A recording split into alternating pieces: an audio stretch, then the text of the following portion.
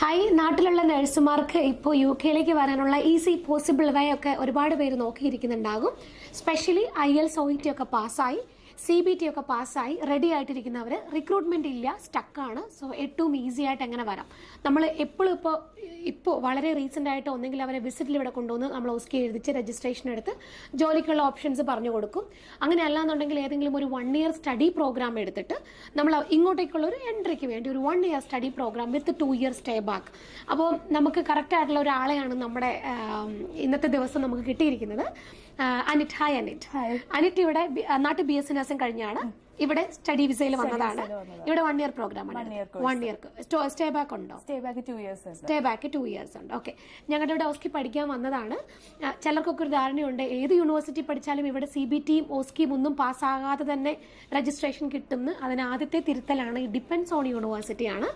So നമുക്ക് കുറച്ച് കാര്യങ്ങൾ അനിറ്റിനോട് ചോദിക്കാം. അപ്പോൾ എനിക്ക് നിങ്ങൾക്ക് പറഞ്ഞു തരുന്നതിലും കൂടുതൽ ഒരാൾ എക്സ്പീരിയൻസ് ചെയ്ത ഒരാൾ കൂടെ ഉണ്ടെങ്കിൽ നിങ്ങൾക്ക് ഇതിലേക്ക് വേണോ വേണ്ടയോ എന്നൊന്ന് ബേസിക്കലി നമ്മൾ ഡിസ്കസ് ചെയ്യുന്നത് ഇതിൻ്റെ വാട്ട് ആർ ദ പോസിറ്റീവ് അഡ്വാൻറ്റേജസും അതുപോലെ തന്നെ ഡിസ്അഡ്വാൻറ്റേജസും ആണ്.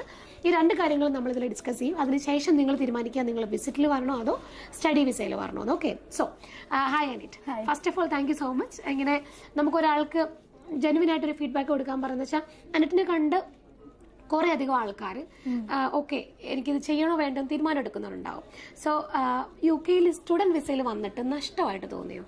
ഇല്ല ഇല്ല, ശരിക്കും പറഞ്ഞാണല്ലോ. നഷ്ടമായിട്ട് തോന്നിയില്ല. എന്തുകൊണ്ടാണ് അങ്ങനെ തോന്നാതിരുന്നത്?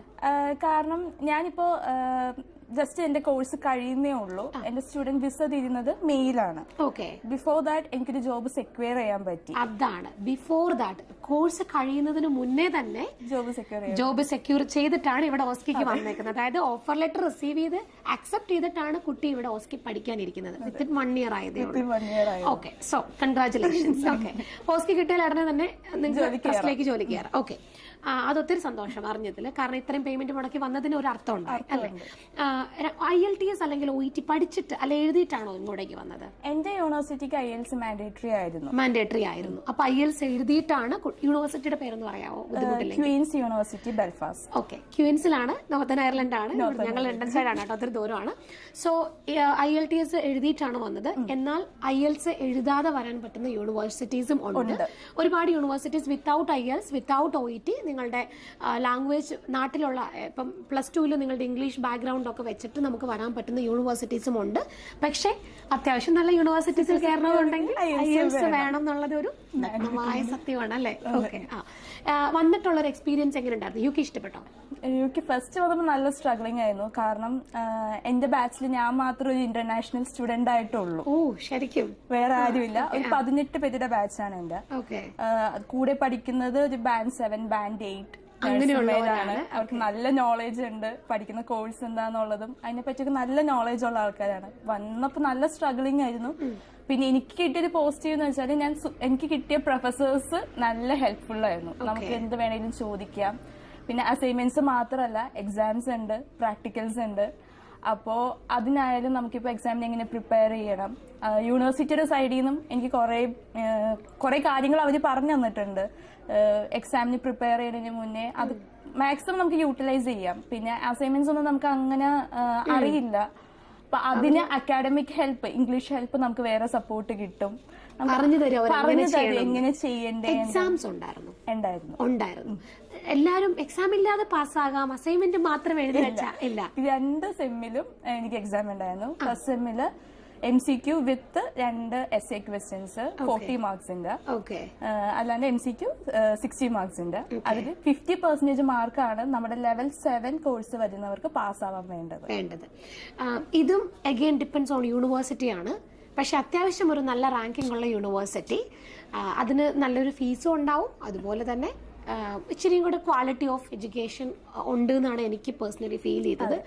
ഇപ്പം അനിറ്റ് ജോലി സെക്യൂർ ആവാനുള്ള ഒരു റീസൺ ഈസ് യൂണിവേഴ്സിറ്റി അല്ലേ? അതിൽ വിശ്വസിക്കുന്നുണ്ടോ? നല്ലോണം ഉണ്ട്. കാരണം നമുക്ക് ഇന്റർവ്യൂ ക്വസ്റ്റ്യൻസ് അവർ ചോദിച്ചു കഴിഞ്ഞ് ഏത് യൂണിവേഴ്സിറ്റിയാന്ന് ചോദിച്ചപ്പോഴേക്കും ഞാൻ എന്റെ ക്യൂൻസിലാണ് പഠിക്കുന്നതെന്ന് പറഞ്ഞപ്പോഴേക്കും like, oh you are from Queen's, അങ്ങനെയാണ് അവർ എന്നോട് ചോദിച്ചത്. അപ്പൊ അവർക്ക് ആ ഒരു പ്രിവിലേജ് ഓക്കെ. അതെപ്പോഴും നമ്മൾ ഓർക്കേണ്ട കാര്യമാണ്. നമ്മൾ എടുക്കുന്ന യൂണിവേഴ്സിറ്റിയും നമ്മുടെ കയ്യിലുള്ള ഫൈനാൻസ് പോലെ ഇരിക്കും. എഗെയിൻ ചെറിയ യൂണിവേഴ്സിറ്റീസ് ഉണ്ട്. ഇപ്പം അനിറ്റ് ഓൾമോസ്റ്റ് 19 lakh എടുത്തിട്ട് പെർ ഇയർ ഫീസ് ആവുന്നുണ്ട് അല്ലേ? ക്യൂൻസിന്റെ ഫീസ് അത് നോർമൽ ഫീസാണ്. അതും ആ യൂണിവേഴ്സിറ്റിയുടെ ആ ഒരു സ്റ്റാൻഡേർഡും അങ്ങനെ തന്നെയാണ് കേട്ടോ. പക്ഷേ ചെറിയ യൂണിവേഴ്സിറ്റീസ് ഉണ്ട്. നമ്മുടെ കയ്യിലുള്ള ഫിനാൻസും ഇതിനെ ഡിപ്പെൻഡ് ചെയ്യും അല്ലേ? ഇനി ചോദിക്കാനുള്ളത് 2 years സ്റ്റേ ബാക്ക് ആണുള്ളത്. സാധാരണ ഒരു കുട്ടി ഒരുപാട് നഴ്സുമാർ IELTS പാസ്സായവരോ OET പാസ്സായവരോ അവർ എക്സ്പയറിക്ക് മുന്നേ നിൽപ്പുണ്ട്. അവര് ഈ കൺട്രിയിലേക്ക് സ്റ്റഡി വിസയിൽ വരുന്നത് അവരെ ഹെൽപ്പ് ചെയ്യൂ ഇല്ലയോ? ഹെൽപ്പ് ചെയ്യും. ഇപ്പൊ നമ്മൾ ഓൾറെഡി CBTയും IELTSും OETയും പാസ്സായിട്ടൊരു കുട്ടിയാണെങ്കിൽ ഇവിടെ വന്നു കഴിഞ്ഞ് നമുക്ക് നമ്മുടെ പിന്നെ സെക്യൂർ ചെയ്യാം ഫസ്റ്റ്. അതൊരു ഇമ്പോർട്ടന്റ് കാര്യമാണ്. അപ്പൊ നമുക്ക് ഒന്നും കൂടി ജോബ് ഓപ്പർച്യൂണിറ്റീസ് കൂടത്തേ ഉള്ളൂ. ഇപ്പൊ ഞാൻ ചെയ്തത് എങ്ങനെയാന്ന് വെച്ച് കഴിഞ്ഞാല് ഞാൻ പിന്നെ സെക്യൂർ ചെയ്തിട്ടുണ്ടായിരുന്നില്ല. പക്ഷെ എന്റെ ഫസ്റ്റ് സെം കഴിഞ്ഞപ്പോഴേക്കും തുടങ്ങി ഞാൻ NHS ആയാലും ഇപ്പൊ ഞങ്ങൾക്ക് അവിടെ HSC എന്ന് പറഞ്ഞതാണ്, HSCയിലായാലും ആപ്ലിക്കേഷൻസ് വിട്ടു തുടങ്ങി. ശരി. അപ്പോ അവര് അതിനകത്ത് നമുക്കൊരു ഓപ്ഷൻ ഉണ്ട്, ഐ ആം എ സ്റ്റുഡന്റ് എന്ന് പറഞ്ഞൊരു ഓപ്ഷൻ ഉണ്ട്. ആ ഓപ്ഷൻ വെച്ചിട്ട് വിട്ട് കഴിഞ്ഞാൽ നമുക്ക് റിജക്ഷൻസ് വരും.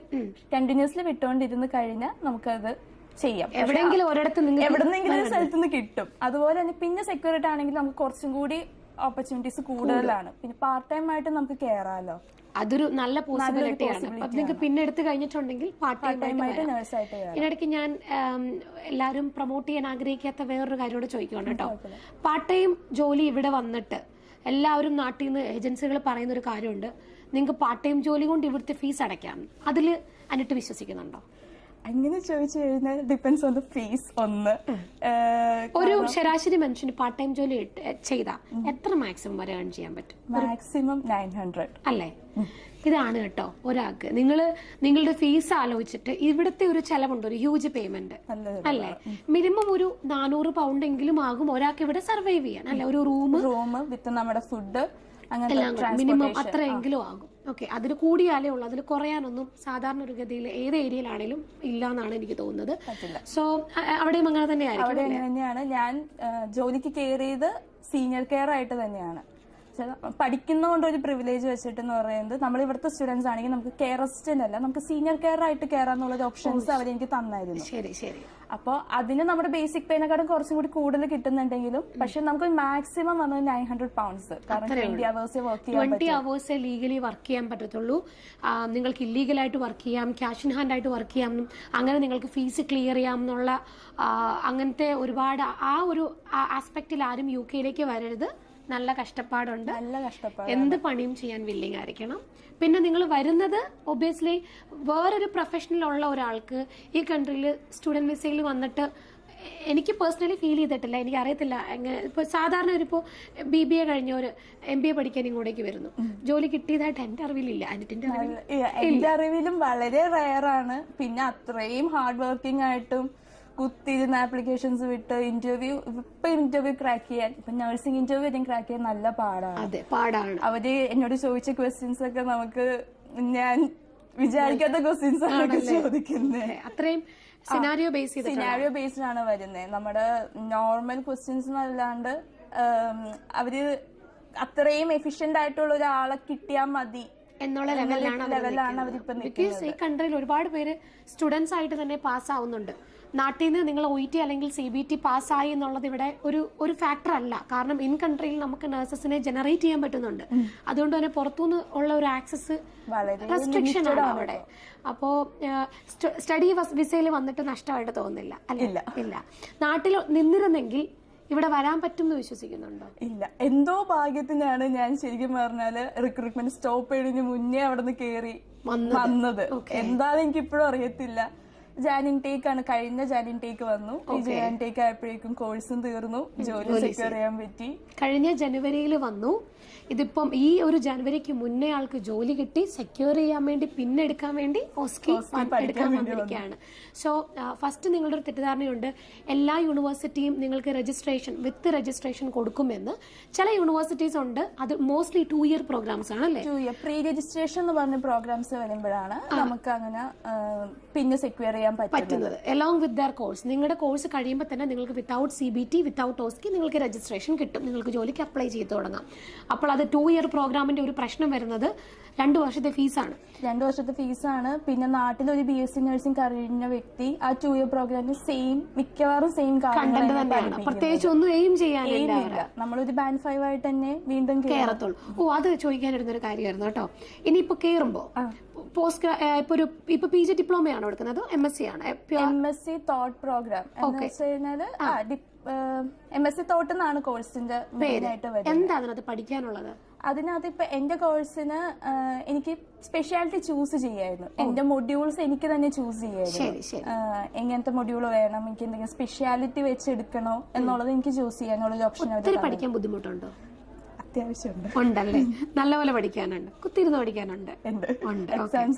പാസ്സാകാൻ പറ്റുന്ന കാര്യമുള്ളൂ. പാസ്സാകാൻ പറ്റും, ഉറപ്പായിട്ടും പഠിച്ചു കഴിഞ്ഞാൽ പാസ്സാവുന്നതേ ഉള്ളൂ. പക്ഷെ വെറുതെ ഇരുന്നിട്ട് അസൈൻമെന്റ് ആണെന്ന് വിചാരിച്ചോണ്ടിരുന്നിട്ട് കാര്യമില്ല. ഓക്കെ, അതാണ് കേട്ടോ. നാട്ടിൽ പൊതുവെ ഒരു പരക്കെ ഒരു സംസാരമുണ്ട്, UK പോയ അസൈൻമെന്റ്സ് ആണ് പാസ്സാകും, ആര് പോയാലും പാസ്സാകും. കാരണം നമ്മൾ ഇപ്പൊ എനിക്ക് ഓൺലൈൻ എക്സാം ആയിരുന്നു. പക്ഷെ ഓൺലൈൻ എന്ന് പറഞ്ഞാൽ നമ്മൾ വീട്ടിൽ നിന്ന് എഴുതുന്ന എക്സാം അല്ല, അവരുടെ തന്നെ ഓൺലൈൻ സെന്റർ ഉണ്ട്. അവിടെ പോയിട്ട് നമ്മുടെ ചുറ്റും ഇൻവിജിലേറ്റേഴ്സ് നടക്കുന്നുണ്ടാവും, ക്യാമറ ഉണ്ടാവും, അവിടെ പോയി എക്സാം എഴുതലാണ്. ആ എഴുതുന്ന ഓരോ സെന്റൻസിനും അവർ നമുക്ക് കമന്റ് തരും. ഓ ശരി ശരി. നമ്മളിപ്പോ ഒരു ഡെഫിനിഷൻ എഴുതാലും ആ ഡെഫിനിഷൻ അക്യുറേറ്റ് ആയിരുന്നോ, അല്ലെങ്കിൽ ടൈപ്സ് ചെയ്ത ആ ടൈപ്സ് അവിടെ വേണോ എന്നുള്ളതിന് അവർ നമുക്ക് കമന്റ്സ് നമുക്ക് തരും. ശരി ശരി. അത്രയും സീരിയസ് എക്സാം. ഇൻ കേസ് ഇപ്പൊ ഇവിടെ വന്നു 1 ഇയറിനുള്ളിൽ ആ സ്റ്റുഡന്റ് ടൈമിൽ അവർക്ക് ജോലി കിട്ടിയില്ലെങ്കിൽ പോലും 2 വർഷം കയ്യിലുണ്ട്.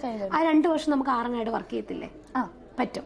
വിസ വേണമെന്നില്ല, കാരണം നമുക്ക് പോസ്റ്റ് സ്റ്റഡി ഉണ്ട്, രജിസ്ട്രേഷൻ ഉള്ളത് കൊണ്ട് നമുക്ക് ജോലി ട്രൈ ചെയ്യാം. സോ അവിടെ എന്താണെങ്കിലും നിങ്ങൾക്കൊരു 99% അല്ല, ഒരു നഴ്സായിട്ട് പിന്നെ കിട്ടിയ 2 കൊല്ലത്തിനകം ജോലി കിട്ടാതിരിക്കാൻ മാത്രമുള്ള ഉള്ളൂ. സോ ആ ഒരു കോൺഫിഡൻസ് ആണ് ആക്ച്വലി നിങ്ങൾ ഇനി നോക്കേണ്ടത്. നാട്ടിൽ ഫ്രീ റിക്രൂട്ട്മെന്റ്സ് വെയിറ്റ് ചെയ്തിരിക്കുന്നവരോടാണ് എനിക്ക് പറയാനുള്ളത്. ഏതെങ്കിലും രീതിയിൽ ഈ കൺട്രിയിലേക്ക് വരാൻ ഒരു പോസിബിലിറ്റി ഉണ്ടെങ്കിൽ വരാൻ നോക്കുക. ഏതെങ്കിലും ഒരു വിസ, അതിപ്പോൾ വിസിറ്റ് വിസ ആണെങ്കിൽ വിസിറ്റ് വിസ, അല്ലെങ്കിൽ സ്റ്റുഡൻറ് വിസ ആണെങ്കിൽ സ്റ്റുഡൻറ് വിസ. ശ്രദ്ധിക്കണം, ഞാൻ സ്റ്റുഡൻറ് വിസ എന്ന് പറയുമ്പോൾ വേറെ ബാക്ക്ഗ്രൗണ്ടിലുള്ളവരൊന്നും അതിലേക്ക് ഞാൻ പേഴ്സണലി സ്റ്റുഡൻറ് വിസ പ്രൊമോട്ട് ചെയ്യുന്ന ആളല്ല. ഇതിപ്പോൾ ഇങ്ങനൊരു സാഹചര്യമായതുകൊണ്ടും ഈ കൺട്രിയിൽ വന്നാൽ നഴ്സുമാർക്ക് ജോലി കിട്ടാൻ ഒരു സാധ്യത ഉള്ളതുകൊണ്ടും രജിസ്ട്രേഷൻ എടുക്കാനുള്ള ഒരു പോസിബിൾ വേ ഇതായതുകൊണ്ടുമാണ് ഇങ്ങനെ ഒരു കാര്യം നമ്മൾ സംസാരിക്കാമെന്ന് വെച്ചത്. ഞാൻ എത്ര പറഞ്ഞെന്ന് പറഞ്ഞാലും ഒരാൾ വന്ന് ഈ ഒരു കോഴ്സ്, എന്തെങ്കിലും ഒരു കോഴ്സിൽ ഇവിടെ ഇരുന്ന് പഠിക്കുന്ന ഒരാളെ സംബന്ധിച്ച് അവരുടെ എക്സ്പീരിയൻസ് കുറച്ചും കൂടി നിങ്ങൾക്ക് ഹെൽപ്പ് ആകുമെന്ന് വിശ്വസിക്കുന്നു. Thank you so much.